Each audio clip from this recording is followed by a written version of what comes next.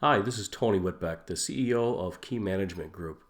And with me today is Shayna Anderson, one of our analysts. As you can see, the title of today's presentation is Getting the Most from Your AFAs. And then in particular, we're going to talk about how to design a compensation package that will allow you to get the most from your AFA. Before I turn it over to Shayna, I'd like to spend just a brief moment sharing with you all the services that we offer at Key Management Group. And I'd like to explain our services in relationship to the different stages of an advisor's career. So what we know is over time, the support needs for advisors change, the required skill set changes, and there's different hurdles that you need to overcome. Typically, an advisor starts off as a solo advisor, and here they're responsible for everything. They have to do all the client service, they have to do all the marketing, they have to do all the applications, they have to answer the phones, make the coffee. Basically, they have to do everything. So here, our executive coaching services will help provide guidance to the solo advisor in terms of how they can grow their practice. We also offer outsourcing services, both client meeting preparation and financial plans. So typically as a sole practitioner, since you're having to do everything, one of the things that you may want to consider is outsourcing some of the tasks that you're currently doing that may be hard to hire for because they're very specific, like financial planning or client meeting prep. Typically, the next step in an advisor's career then is to add some support staff. And now you have some different issues to face. You need to fully document and clarify roles and responsibilities, the systems and processes, the workflows. You need to know how to delegate and communicate. So here our practice management service comes into play, where we really focus on our operations or the operations of your business to help you streamline and become more effective. We also offer AFA consulting. And at this time, oftentimes people are looking to grow through acquisitions, and we offer an acquisition consulting service. The next step in a career then is to become part of a team practice, building that team out. And now advisors are more concerned with building the brand, thinking like the CEO, and there's some other issues that come into play, like how do you protect the value that you've created? So we offer both a continuity planning service as well as succession planning. And then we offer deal support, and this is when we help people buy and sell practices. And then the final stage is transitioning the practice when it's time to sell. At some point, there is a time to exit the practice, and then we offer a number of services to help advisors with that. We have our Advisor Legacy sales platform where we represent the seller and help them sell their practice. We offer seller consulting. We do lending support, and we even offer escrow services, which are often used when financing the sale of a practice. Now, in addition to that, we have a number of services that we offer that can be used at really any point in a practice. We offer our business valuation service, and we do hundreds of valuations a year, both for individuals as well as the banks who finance the acquisitions. We have a free online assessment, which I would encourage everyone to take. And then we have an in-depth practice assessment, which is a paid-for service, but it'd be similar to doing a financial plan for a client before you make any recommendations. And so we dive deep into all aspects of the practice to identify your strengths and weaknesses. So at this point, I'd like to turn it over to Shayna, and Shayna's going to take us through the majority of today's content, and then I'll wrap up when she's finished. Thanks. Shayna? Thank you all for letting us present this topic to you today. Where I like to start is just overall, when you think of an AFA joining your practice or an AFA who is already in your practice, you always want to start with what is the comprehensive business strategy that makes a place for this person in your practice, and how are they going to deliver? And by deliver, I mean, how are they going to deliver growth to your overall operation? And so the two metrics that we commonly look at to measure growth is increased revenue and increased practice value. They usually go hand in hand. Although sometimes you can get increased practice value without necessarily increasing revenue. So you want to think about your AFA and really link them to one of these two metrics or both of them and say, how am I going to hold this person accountable to helping me achieve this as part of my comprehensive business strategy? So when we think of that, and we think of the fact that the AFA needs to deliver value to your practice, then it's important to really put that in the right perspective and say, what type of value will this particular AFA bring to my practice? And so these are 4 ways that AFAs typically deliver value, and sometimes there's a hybrid, but I'll go through each one. The first one is an AFA who brings a lot of support value to you. So that means that they're kind of behind the scenes, maybe not always client facing or bringing in clients or necessarily even servicing clients, but the activities that they do help you be the best you. And so a lot of their activity is going to show up in your growth and in your production, but they themselves spend a lot of times behind the scenes. The other type of AFA who's one that gives you time. So maybe they take over a portion of your book of business in terms of servicing and responsibility, and maybe even they free up your time so that you can not work 6 days a week, or you could take a month vacation if you needed to. And so basically they take over some of those client responsibilities that are, one-on-one client facing, and that the purpose of that is to give you time to do something else. The next type of AFA is one who's there to really grow a book and become an advisor. And so they might have their own natural market or center of influence, and their role in your practice is to bring you fresh revenue by growing their own book through their own marketing activities and through their own acquisitions. And then the last type of AFA is usually someone who is already an advisor or an AFA, has a book, and they're joining your practice and bringing with them an already established book of business. Again, a lot of AFAs are a hybrid of these, but these are the 4 main ways that an AFA can add value to your practice. So then once we know the type of AFA, how do we measure the growth that they're providing? Again, this type of AFA who is supporting your growth is behind the scenes. The way that we're going to see their growth is in your growth. And so how do you maximize your own growth using the AFA's help? And how do you measure and reward this type of success? So when you're thinking of your AFA and how you would bonus them or how you would provide incentive structure to them, it's not going to usually be in their own numbers if they're behind the scenes. It's really going to have to be linked to your own performance. And that compares to this type of AFA who's giving you time. It's really about valuing, what are you doing with that time that they saved you? And now that you have time on your hands, how are you using that time to grow your business or deliver more value to yourself? And then also, what is the expectation of care for this AFA? Are they merely there to manage and babysit clients for you, or are you handing them a book of business and expecting them to do something with it? And have you clearly laid out those expectations for that AFA? So continuing on with the plant analogy, the other 2 type of AFAs we just talked about, their value is going to show up in your production and in your time. This type of AFA who you're expecting to become an advisor and grow their own book, they really will, their success will show up in their productivity. But when you're bringing in this type of AFA, you really have to ask yourself, are they going to know how to do this job? And again, with the plant analogy, that'd be like, do they know how to pick seeds? Do they know how to dig a hole? Do they know how to select fertilizers? Do they know where the fertile ground is? It is such a different skill set than that of a paraplanner who is really good with clients. This is more about marketing. This is more about finding opportunities. This is more about developing centers of influence. And not a lot of people know this naturally. And so you really have to think, am I going to have to spend a lot of time coaching this person, or do I have a resource that I can allocate to this person to get them up and running? How am I going to recognize and incentivize this type of growth, which is different than supporting me? One thing I'll throw out there is to make sure that you really check out and take advantage of any training programs offered by Ameriprise. There's also some people who specialize in AFA training.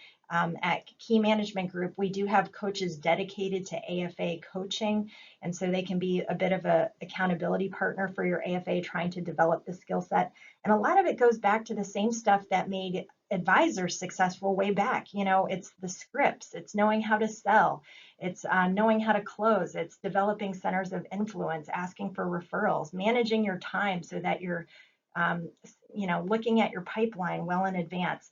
And so again, it's I'll just caution, if you think you can hire an AFA and they're just going to do this, that's not typically what we see. You're going to have to invest some time to teaching them the skill set, giving them confidence with it to really get the results that you want.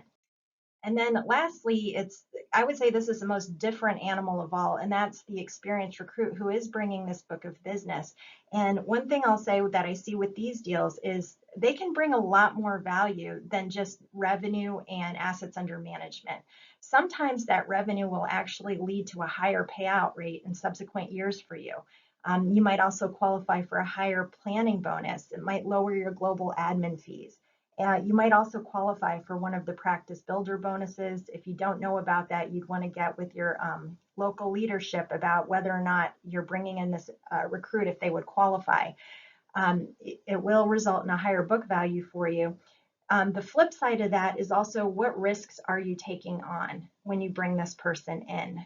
You really want to understand what their practice looks like, what kind of advisor they are, and are there any risks. Really find out the reason why they're leaving their current situation so you're not inheriting something that you don't want. So with these 4 types here, I'm just going to go through some case scenarios for the remainder of the presentation. So an AFA who supports your growth, I'm going to use this fictitious character of Sean, who's really a highly skilled paraplanner. I would call him a super duper paraplanner, and so he's earned the AFA title. He is allowed to interface with clients a little bit more than a paraplanner would be, but really he's one of the types that is behind the scenes supporting your growth.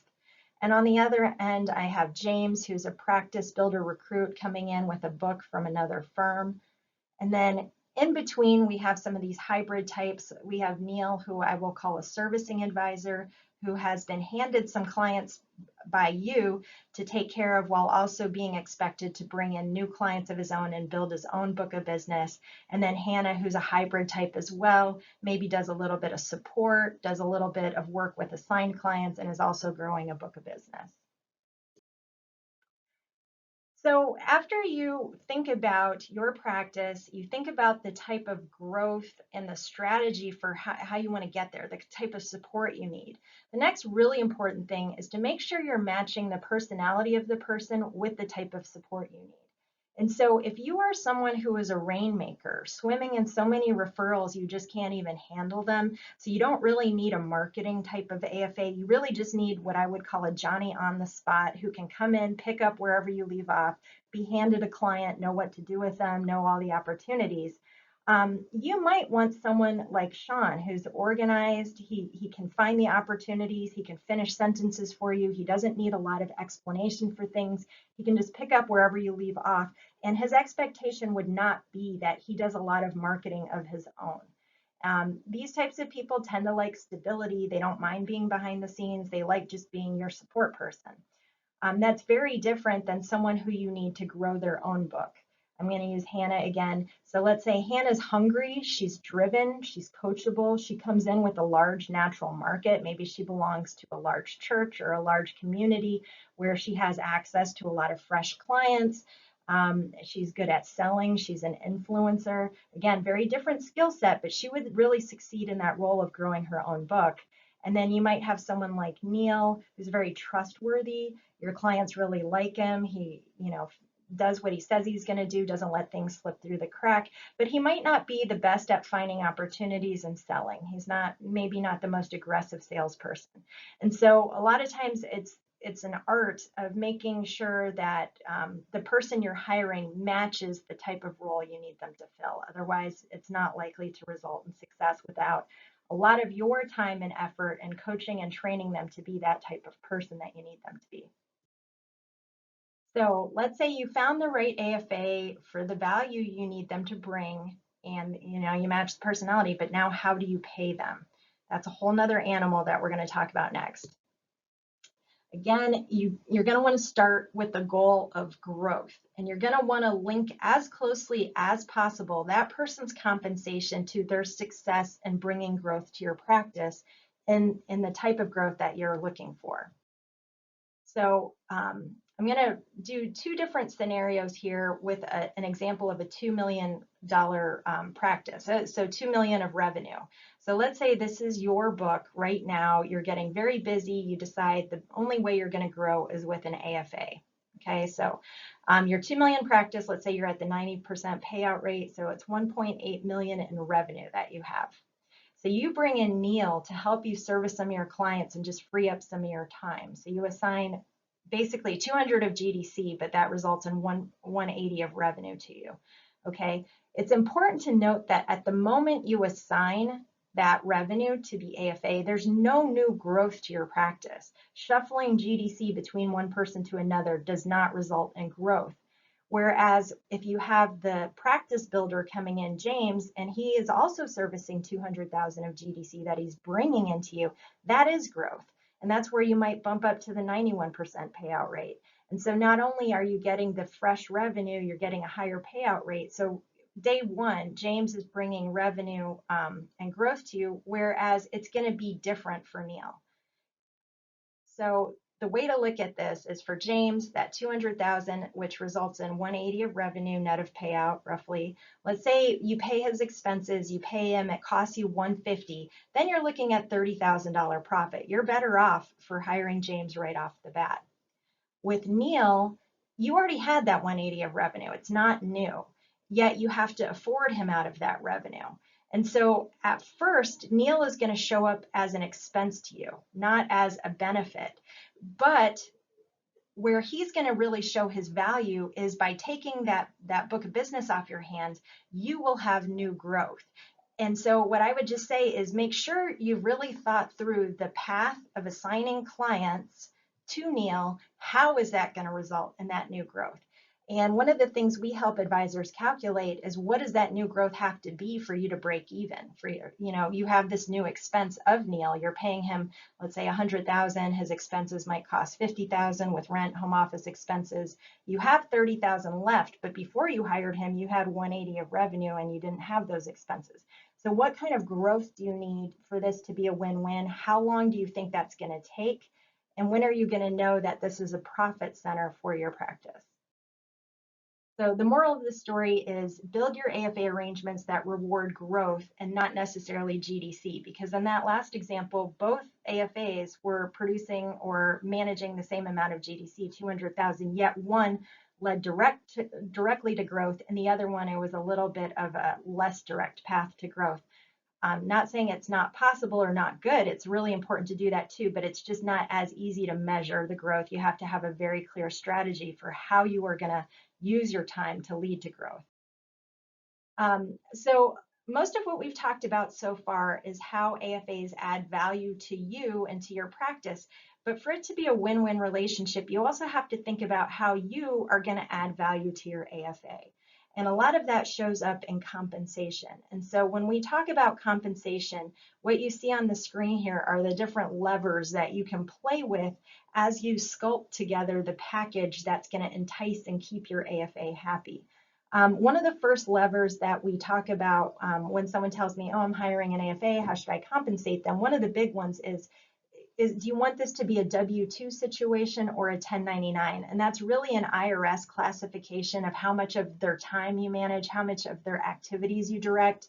And some states do make it a lot harder to have a 1099 employee or a 1099 contractor. They really want to see everyone in the employee role. So the state you're in might also be a factor in there.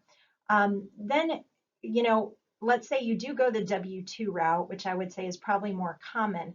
What portion of what they make is going to be guaranteed through a salary versus what portion is going to be linked to commissions?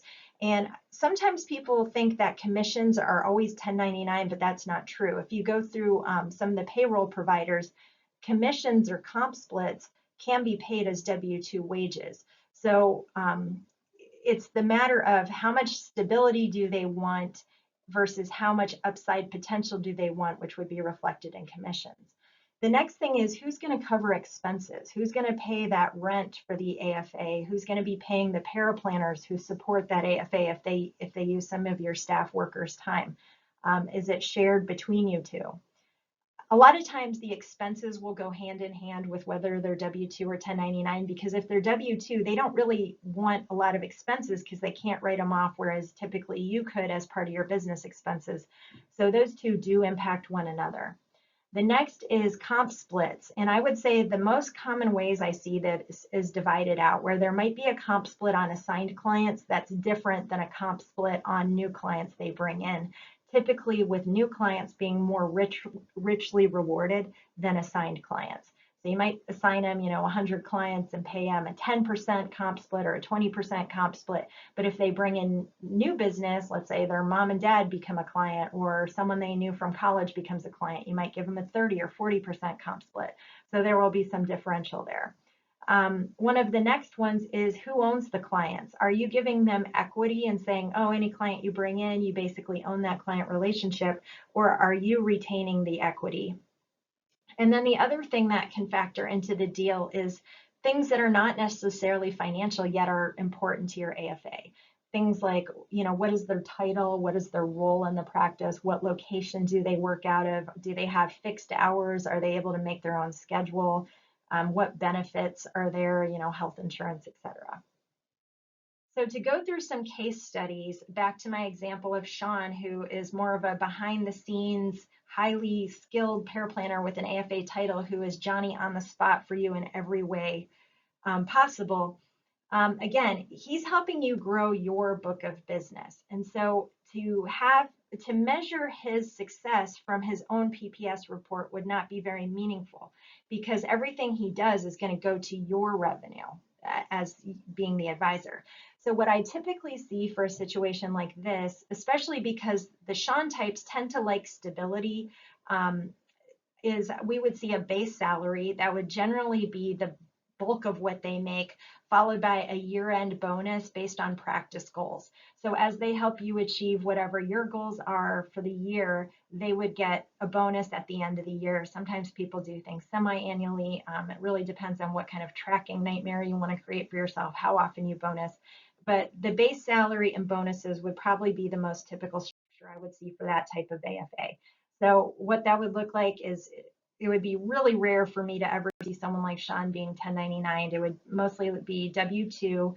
The salary would really range based on their experience, what designations they have. If you have someone who's already a CFP coming to you, you might have to pay a higher salary.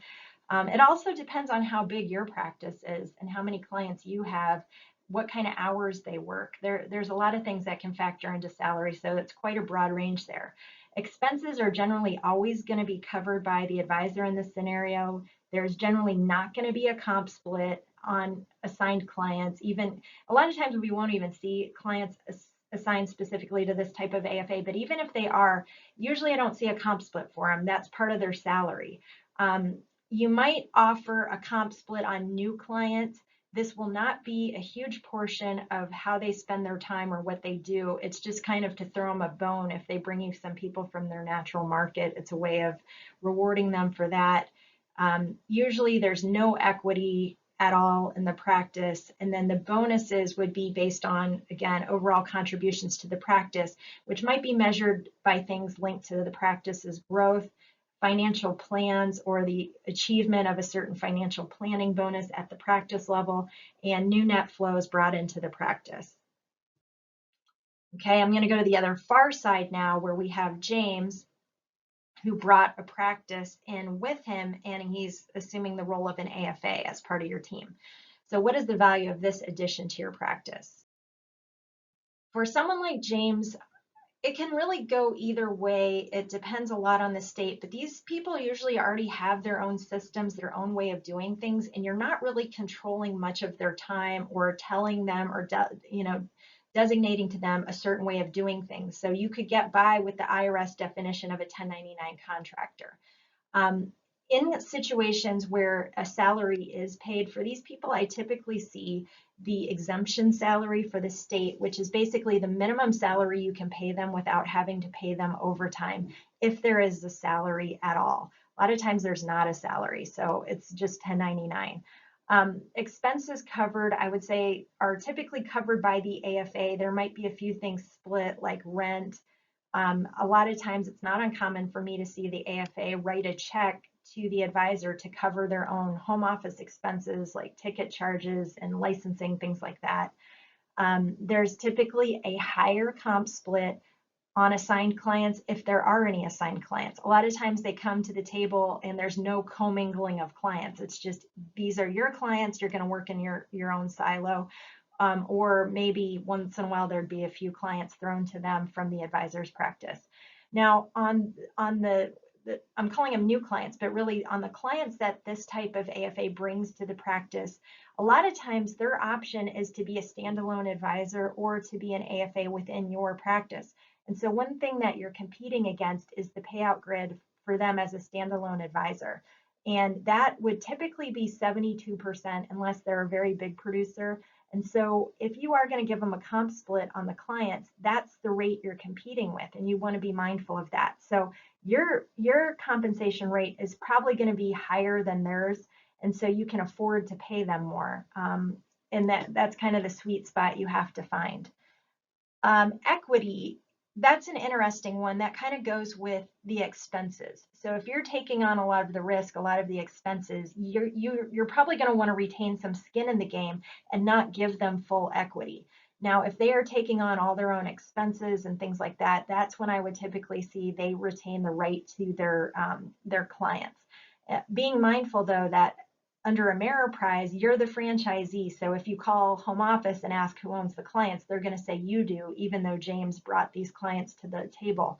And so if you do set up a situation where you want them to retain full equity, to do it the right way, you would need a practice interest agreement legally written up between the two of you, explaining that while home office recognizes you're the franchise owner, you are giving them equity in the clients they brought. And then if they did come in as part of the practice builder program, you may be eligible to a bonus, you as the employing advisor. And a lot of times these bonuses are set up with an initial amount and then a 6-month amount based on how much AUM they bring over. And so when I see these deals, I always caution the advisors to price in risk. Maybe they're coming to you and they, right now they have 50 million in assets under management or 30 million under assets under management. And you build this compensation package with the idea that all of that is going to come over. But if 6 months in, you only have 2 million that came over, you're kind of in a bad situation. What do you do with this person? Because they've brought over some clients, but really not enough for this to be a lucrative deal for you.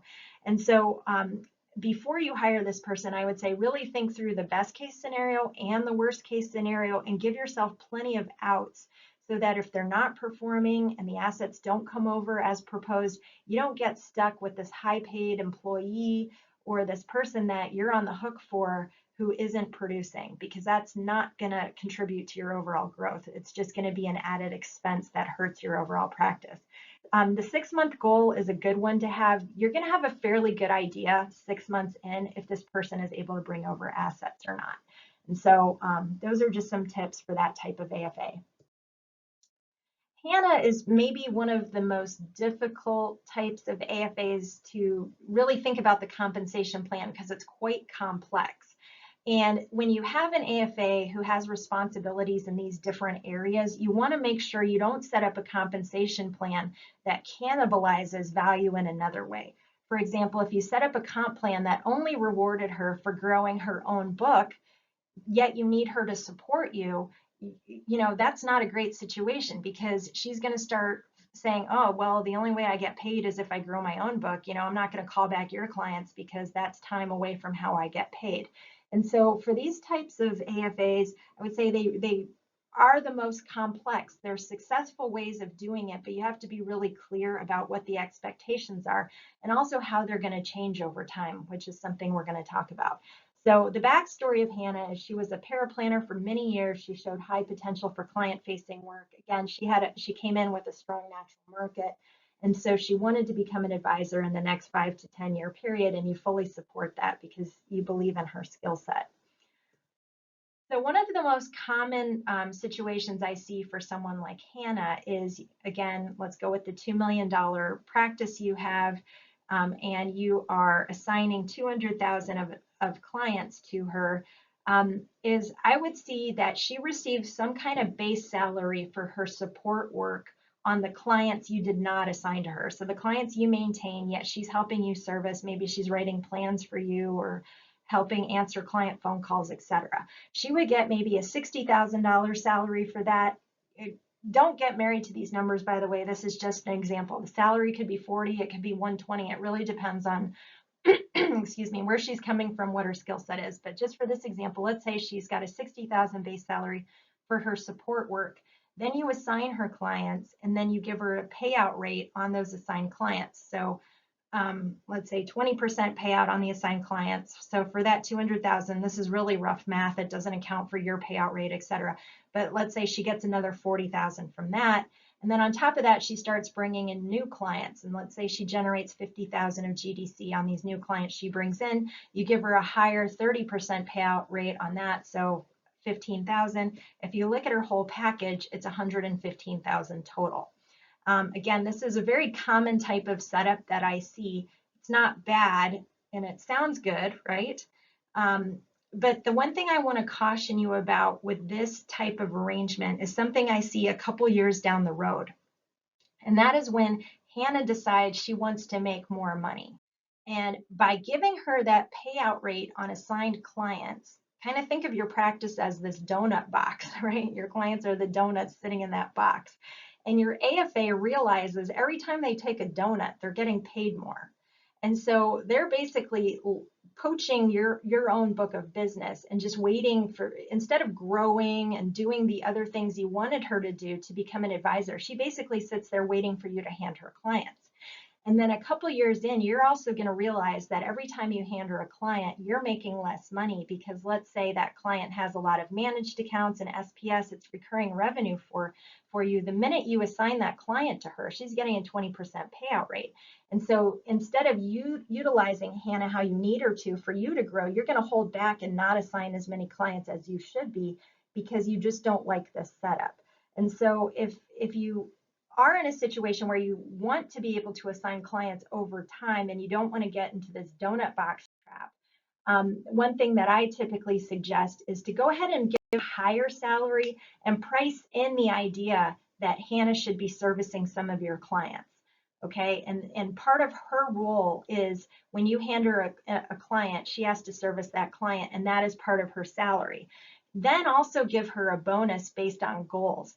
So, for example, as you hand her clients, if she's able to convert them to planning clients, or if she's able to grow the net flows or growth, or maybe convert old A-share clients to recurring revenue clients, if she's able to do something with the clients that you hand to her, then she would get a bonus. And so it's not like you're just giving her more work and not compensating her. What you're doing is you're giving her more clients, which equate to opportunities for her to earn these bonuses. And then you can still give her a comp split on the new clients she brings in. But this kind of arrangement is less likely to create a situation where your AFA is trying to poach your clients.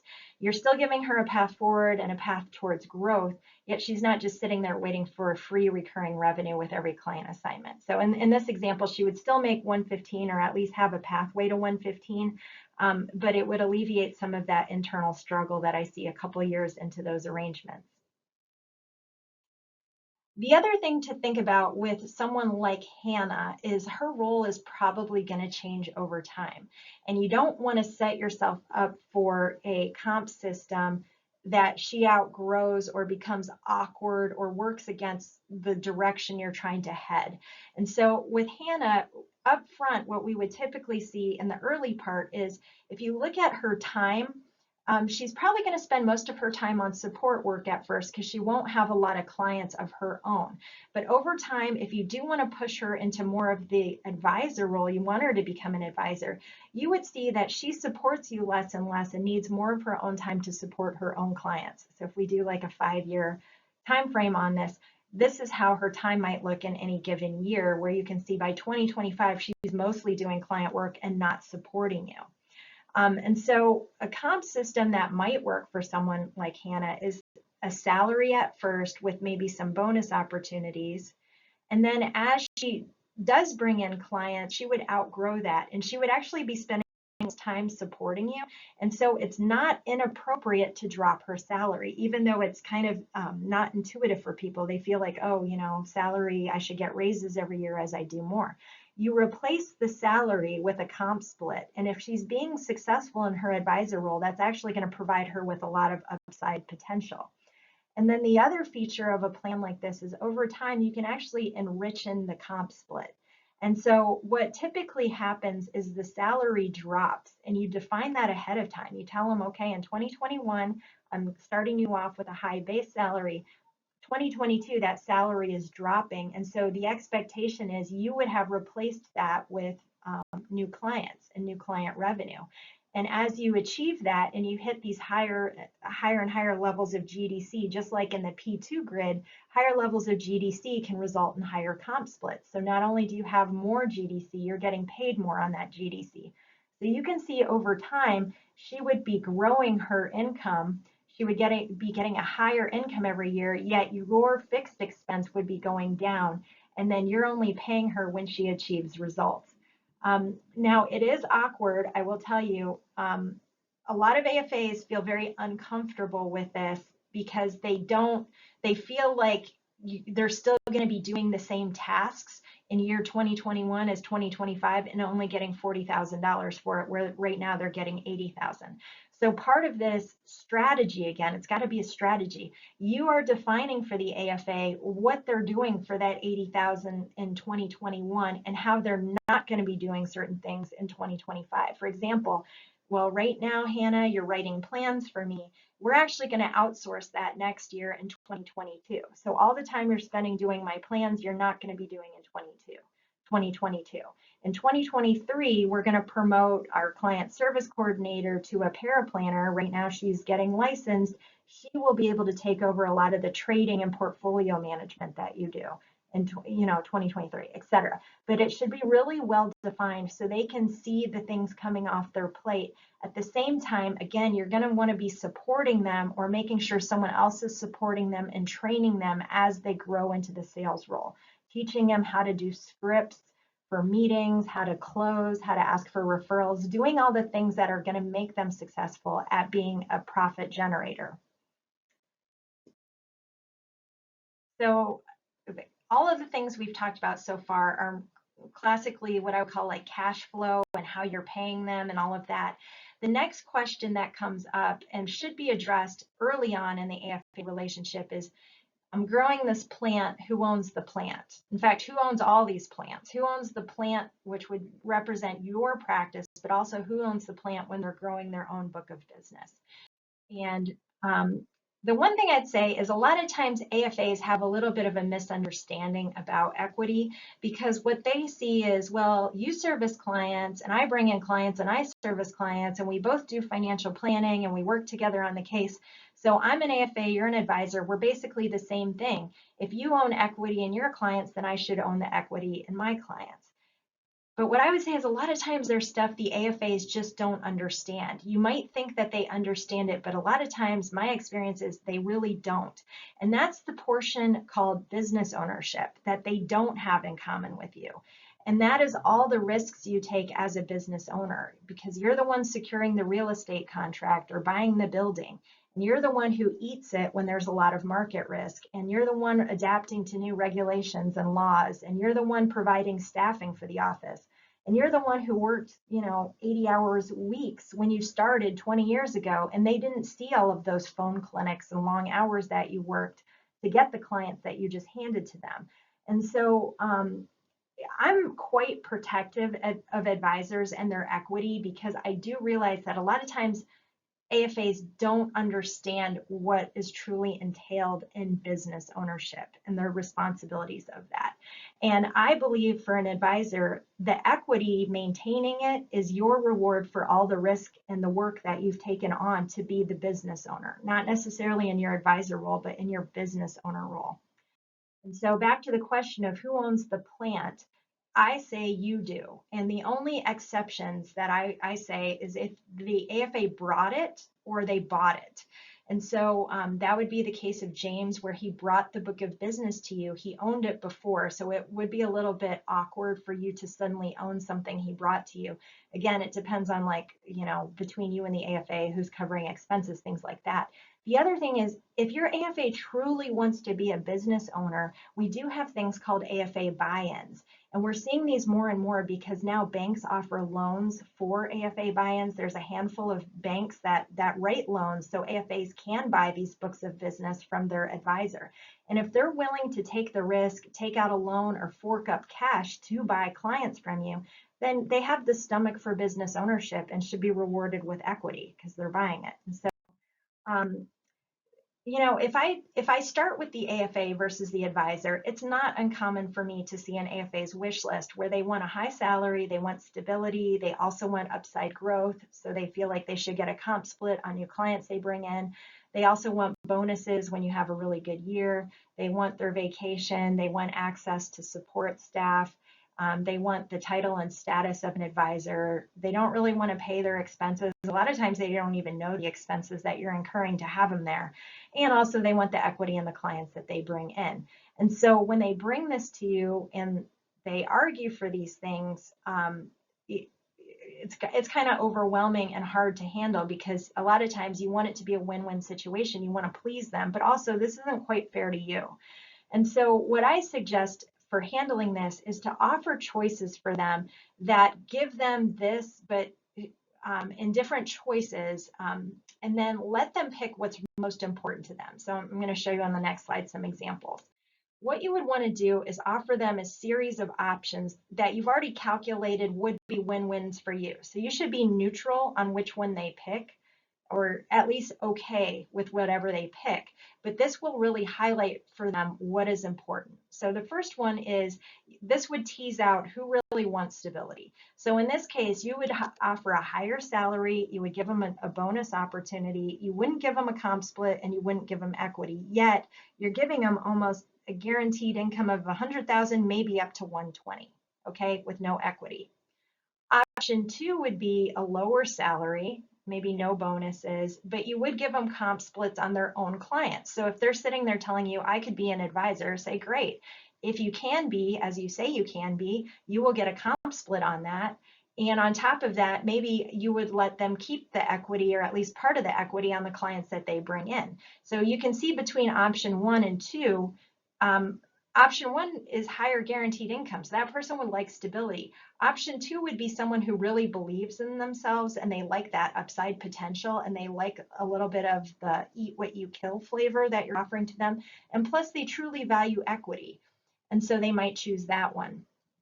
And the third one would be, okay, you're telling me you want to be an advisor. You really want to be an advisor. You know that 200,000 of revenue clients I assigned to you? If you really want to, I'm willing to part with those clients. You can buy them from me. And for real rough math, I'm just saying you would sell them for 2 times the revenue. So 400,000. If you really want these clients, you can buy them from me. The price is 400,000. Okay, I'm going to still give you a salary, but once you buy them, you're going to get a higher payout rate, just like an advisor would. I'm going to pay you 75% of the revenue that comes in. So they would have 175 of income, then they would have a loan payment. I just estimated a 5-year loan, which would be most likely seller financed by you. If they did a bank loan, it would be 10 years and the loan payment would be less. But anyway, net of loan, they'd be at a lower amount, 85, but they would have bought this book of business. Now they're a business owner. And then they would also probably take on some of their expenses because they do want to be an advisor. And so this is a totally different package than option 1. Again, all 3 of these you should be okay with, but this allows them to have some say in what they really want. If you just ask them what they want, they're going to want everything. But by presenting options to them, they really have to show what is more important to them, and you're giving them some say in their own future. So seeing which plan they pick will tell you a lot about their true priorities. And I would say, if you're looking at an AFA and you're thinking, could this person be my successor 5-10 years down the road? An AFA who is willing to do number 3, that's a really good sign, because that person does have the appetite for business ownership. If they completely hate option 3 and they gravitate towards option 1, I would be a little bit concerned about that person being your successor. They might be great with clients and they might stay on after you sell your practice to service your clients, but someone who loves option one really doesn't have the appetite for business ownership unless something changes drastically between now and when you sell your practice. So if you have multiple AFAs and you're not sure which one is best suited to be your successor, a strategy like this can help you identify that. So the very last thing I'm going to leave you guys with is if you have an AFA or if you're thinking of hiring an AFA, you might want to look at getting what I informally call a practice prenup. It's not that different than a prenup when you get married, and you're basically telling the AFA, right now we're so in love. I think I love you. I really think this is going to work out. This is going to be great. Yet you're protecting yourself because we do see a lot of bad breakups between AFAs and advisors. It's really messy when it happens, and it's really unfortunate. So getting a practice prenup, what the contract basically says is we want this to work out, but should it not work out, and you do end up taking some of the clients I've assigned to you or some of the clients that I thought I owned, that's fine. But this contract says you're going to pay me, 2 times revenue, 5 times revenue, 3 times revenue, whatever the equation ends up being. And so it offers you a level of protection above and beyond a do not compete clause in an employment contract. If they end up taking some of the clients, that is a risk to you. And so this practice prenup signed would just protect you against that so that you have an avenue to get financial compensation for them stealing clients. And so if the AFA is already part of your practice, and sometimes we encounter this where they've already been your AFA for 5 years, you guys have great rapport, you have a great relationship. If you were to throw one of these contracts down on their desk, it would feel really punitive and awkward. And I think a lot of times the AFA would get really defensive and it would not be good for morale. So one thing I would say about a well-written practice prenup is that it could actually be a win-win for both people. There can be things for them to gain by signing this as well.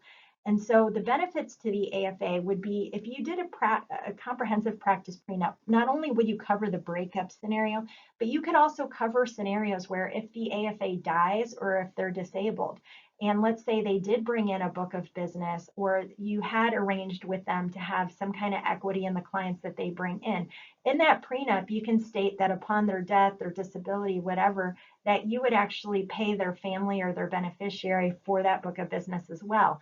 And so it's almost like, that protects them in some ways too. And it's a win-win document and not something just where they feel like they're giving things up and that you're aggressively accusing them of doing something. So I will throw that out there. So in summary, the things we talked about today is, first of all, and for the beginning and the end, I'm just going to say it all boils down to a comprehensive growth strategy. How is this person going to help you grow? And determine how the AFA will add value. Look at your current practice, figure out, if I only had this, I would be able to grow. And that will help you identify the type of AFA you need. Make sure that the personality of the person you're hiring or the person you have in hand matches the value that you need them to bring. And if not, you might have to repurpose that AFA to one of the different types of AFA and then bring in yet another person to do the actual role you need. That's quite common too, where you bring someone in to be a rainmaker and they're really not, but they're an excellent support person. And so just make sure you're matching the personality with the value. Build a comp plan that inspires more value generation. Once you know the type of value you need, make sure that when they're bringing that value, they're getting paid. And you're not paying them for something that's going to distract them from doing what you need them to do to add value. Remember, in the case where you're handing a book of business to your AFA via assigned clients, that GDC does not equal revenue. At the moment you hand them those clients, you're actually giving something up and incurring new expenses. And so you need to fulfill the whole picture and say, after I do this, what will happen where it will equal revenue? Because reallocating GDC doesn't do anything for overall revenue. Avoid comp splits that backfire. Really think through, if you're offering a compensation split and motivating behavior in that way, really think through, what is that going to look like a year from now? Will I find myself in a situation where this is backfiring and now they're trying to earn money by doing things and it's taking away from something else, or it's creating conflict within the practice? If you are not sure what the real desires of your AFA are, because they say they want the sun, the moon, and everything, it's okay to offer options. Make sure they're all win-win for you, so you don't care what they pick. But that allows them to really get clear about what their real desires are, because they might say they want equity, but really they want stability. So if they have to choose, that'll help you know where their real desires lie. And then always protect yourself. You've built a tremendous practice at this point. It's taken a lot of hours, it's taken a lot of risk, and be very careful with it. For yourself, when you're bringing someone in or you have an AFA, one of the things I hate to see is when you brought in an AFA and 2 to 3 years down the line, you feel stuck with that person. And a lot of times that could be avoided if you had defined timelines and metrics for success from the get-go. So they knew what they were getting measured on, they knew what they had to do to perform, and you didn't just let them limp along hoping that this production would come. And so protect yourself by defining what does success look like and holding people accountable to that. If they're not meeting it, being prepared to provide the resources to get them there or to repurpose them in a different role where they can be successful.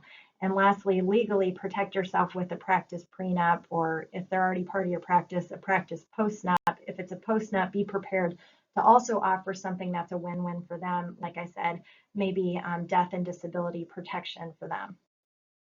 And so in closing, if you wanted more details about how we help advisors through the AFA compensation design, we have what's called an AFA analysis service. It's a consultation service where we go in depth into your practice, the type of AFA you have, what kind of value they're bringing, how they spend their time. We do a detailed analysis of the book of business that you have, plus what you're assigning to them.